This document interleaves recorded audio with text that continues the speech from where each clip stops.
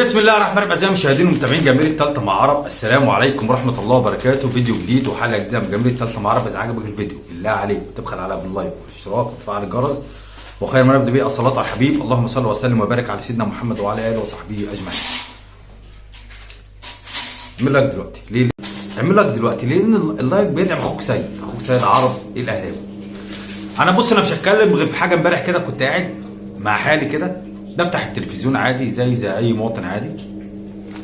جبت قناه التت قناه الضحك والفرفشه. الواحد لما بيحب كده قاعد شويه فعايز يضحك ويشوف ناس منافقين وناس كدابين، فبيروح يجيب القناه دي على طول. فقعد امبارح كاي مواطن عادي بقلب في التلفزيون، قلت اجيب اشوف اخبار الكوره ايه في البلد. فوقفت كده عند قناه اللي هي هز الرؤوس دي. ليه الكلام غريب قوي وكلام ما يطلعش من ناس عاقلين. الناس ما يطلعش من ناس متعلمين فعلا. ناس متعلمين فعلا. ناس ما يطلعش من ناس صحفيين. انا ما اعرفش الناس يعني دول بقوا صحفيين ازاي. انا مش فاهم، مش قادر افهمها. الناس دي ازاي تعدت الامتحانات ديت، وازاي بقى صحفي، وازاي ده بقى مذيع، وازاي ده بقى مش عارف صحفي في جريدة ايه، وده في قناة ايه، وده في قناة ايه لا، جماعة منافقين بطريقة ما اعرفش. لا، وجماهيرهم بتصدق. لك ان تتخيل معايا ان جماهيرهم بتصدق الحاجات اللي هي يعني صعب انها تحصل. هقول لك ايه اللي حصل، بس اعمل لايك دلوقتي. هقول لك ايه اللي حصل. صلي على الحبيب كده على الصلاه والسلام واعمل لايك دلوقتي. امبارح بقول لك قاعد، فقلت اجيب كده الزمالك الطايره بتاعتها كسبت الاهلي، ولسه في ماتش النهارده. الاهلي لما كسب الزمالك في الطايره ساعتها الناس دي طلعت، يعني كان الكابتن جمال حميد اللي هو ما بيفهمش كوره، اللي هو قال ما بيفهمش كوره، الاهلي كسب الدوري والاهلي كسب الدوري، وفعلا ما هو ما بيفهمش كوره. ساعتها طلع قلل من البطوله. ما هو الاهلي لما بيكسب بطوله بيطلعوا يقللوا من البطوله دي، زي كاس العالم للانديه.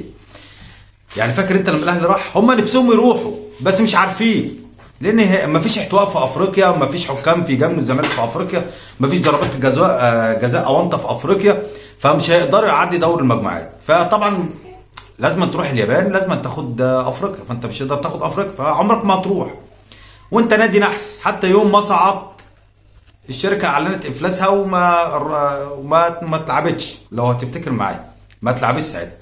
المهم طبعا هم بيقللوا من اي بطوله الاهلي بيخشها واي بطوله الاهلي بياخدها، وهم مركزين جدا مع النادي الاهلي. بس يا ابني، بس يا سيدي، هم مركزين جدا مع النادي الاهلي. عشان كده عمر الزمالك ما هيقوم لقومه. الزمالك هيفضل نايم هيفضل نايم ونايم نوم عميق بقى، نايم نوم حلو. هقول لك يا سيدي، امبارح الزمالك كسب الاهلي في الطايره عادي. كل فرقه معرضه للمكسب والخساره، ودي عاديه على فكره، عاديه، لان هم واخدين على كده. انا ممكن ازعل لو الاهلي خسر، لان انا واخد الاهلي بيكسب. هم عادي بالنسبه لهم، لان على طول الزمالك بيخسر. فبالنسبه لهم عادي.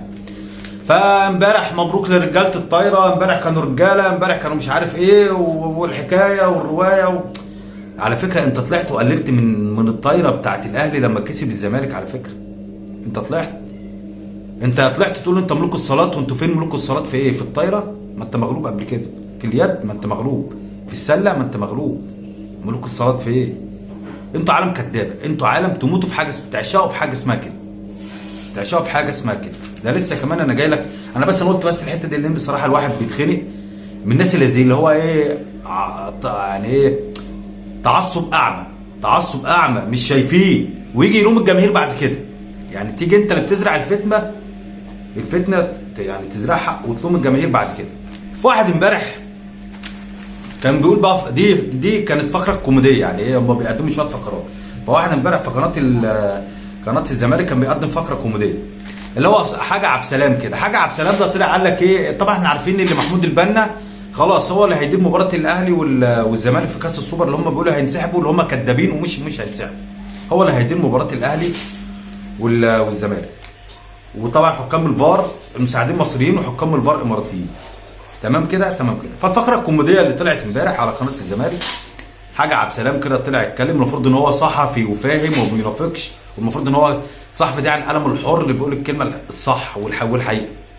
طلع قال لك امبارح الاهلي بيكسب بالتحكيم المصري، ودايما الاهلي دايما الاهلي بيكسب بالتحكيم الاجنبي، وشعار الاهلي مع التحكيم المصري، التحكيم المصري معاك يا اهلي، التحكيم المصري معاك يا اهلي.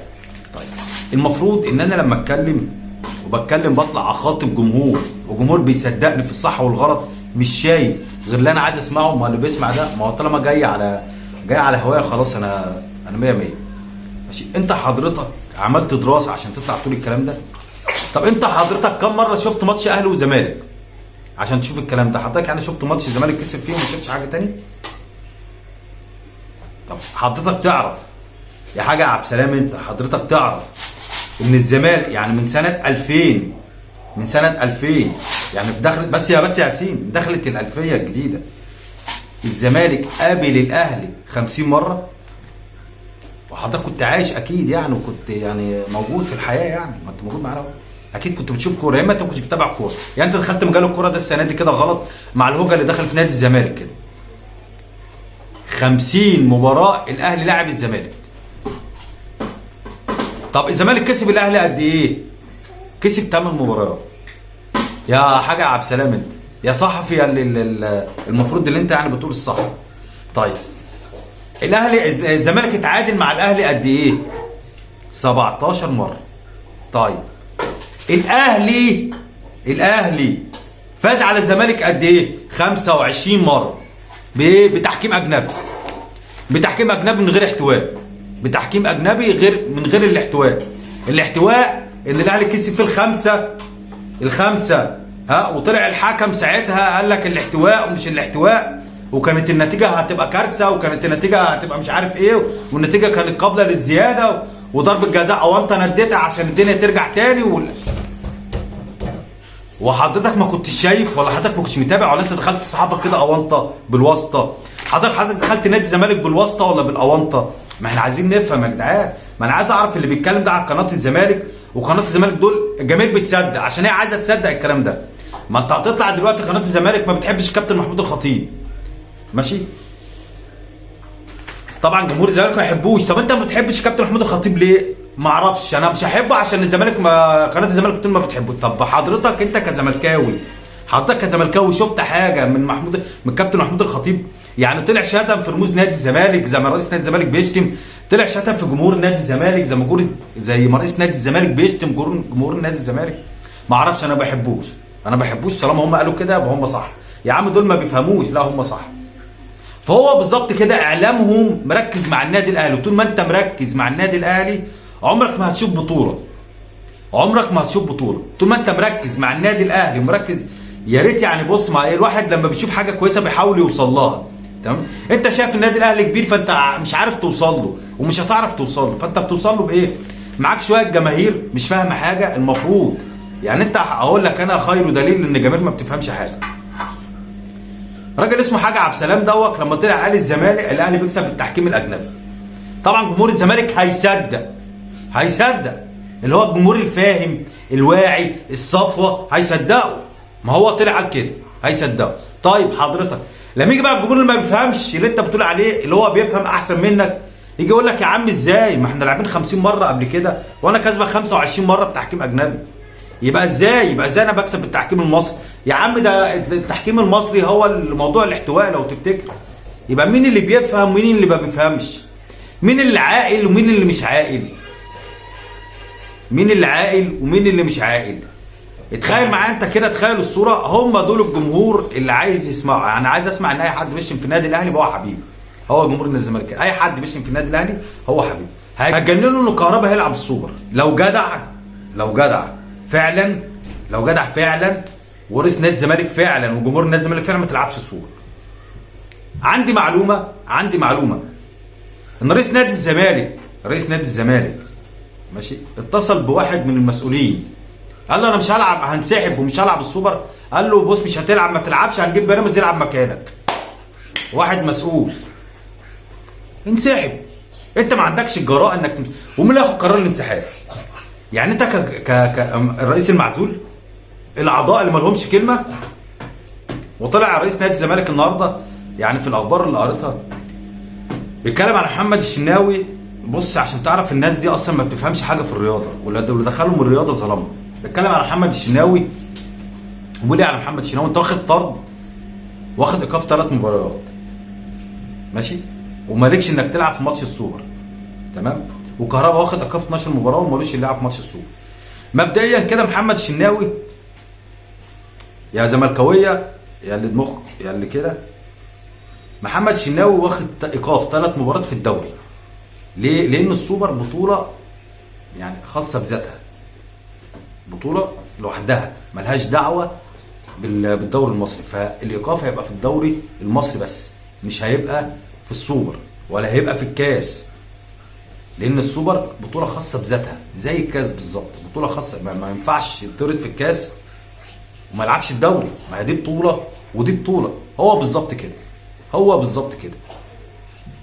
بطوله زي محمد عبد المنعم اتطرد في الكاس بس هيلعب في الدوري لان دي بطوله خاصه بذاتها برضه. كهربا حضرتك بتقول ما تسافرش، ولجنه الانضباط اللي احنا بنحترمها ولجنه الانضباط مش عارف ايه اللي انت اصلا حضرتك ما رحتهاش، اللي انت اصلا تكبرت انك تروح. واضح. واحنا قلنا كهربا بريء، لا شريط بيدينه ولا حد بيدينه ولا اي حاجه، كل اللي بيدينه اعلام الزمالك شغال كهربا هيموتوا من كهربا، لان كهربا هيحطوا صح المره الجايه ان شاء الله باذن الله. كهربا يحطوا جونين يوم الجمعه الجايه ان شاء الله سبحانه وتعالى، ويخلص الماتش 4 ولا 3 علشان خاطر بقى وجع الدماغ ده. وكهربا ساعتها لما يجيب 4 ولا يجيب لما يجيب جونين يا لهوي دول هيموتوا، اقسم بالله العظيم هيموتوا، هيبقى صياح للصبح. ولجنه الانضباط والاستئناف والدوله والننوس ومش عارف ايه والحكايه. طب ما تيجي نفكر معايا كده، المفروض ان الننوس الدوله اللي الدوله بتخاف عليه هو رئيس الوزراء، معالي رئيس الوزراء هو ده مش زملكاوي؟ طب وزير الشباب والرياضه هو ده مش زملكاوي؟ طيب بلاش دي، هو رئيس الاتحاد هو ده مش زملكاوي؟ المدير التنفيذي بتاع الاتحاد هو ده مش زملكاوي؟ انتوا يا جدعان انتوا بتتكلموا في ايه؟ انتوا بتتكلموا في ايه يعني المفروض اللي بتجامل وهم طلعوا الجرجيري بتاعهم دوت قال لك احنا بنقول احنا مظلومين عشان ايه يعني ناخد حقنا اكتر، يعني ناخد حق مش حقنا اكتر. بص عالم في الفساد سبحانك يا رب، يعني التمرس، فساد تمرس والله.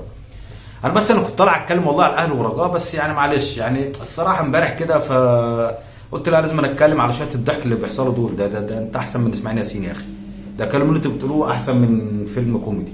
طبعا مفيش حد احسن من اسماعيل ياسين في الكوميدي يعني. اذا عجبك الفيديو بالله عليك ما تبخل عليا باللايك والاشتراك وتفعل الجرس، والسلام عليكم ورحمه الله وبركاته.